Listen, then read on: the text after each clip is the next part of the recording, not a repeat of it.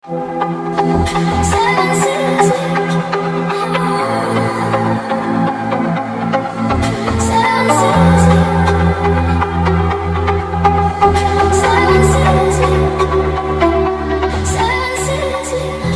çok incitmişim sevdiğim insanları, belki çok aldatmışım can diyen cananları. Sonda görmezden gelip ettiğim noksanları var umudum, affedersen sen beni. Sensizlik bilmez idim dert veren derdimin dermanları.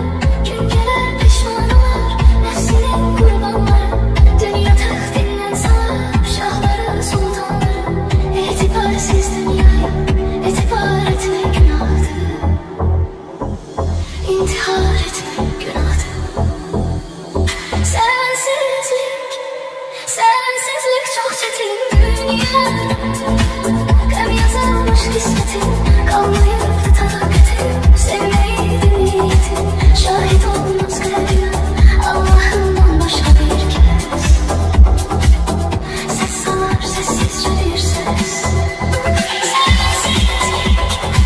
Sensizlik çok çetin dünya. Gam yazılmış kismetim, kalmayıp sevmeydi şahit olmaz kalbim. Sen giden günden beri beslenir sözler senin. Ruhum ardın can gelir, gölge tek yüzler senin. Aşığın tenha kalır, her gece gözler senin. Hasretinden mahvedersen sen.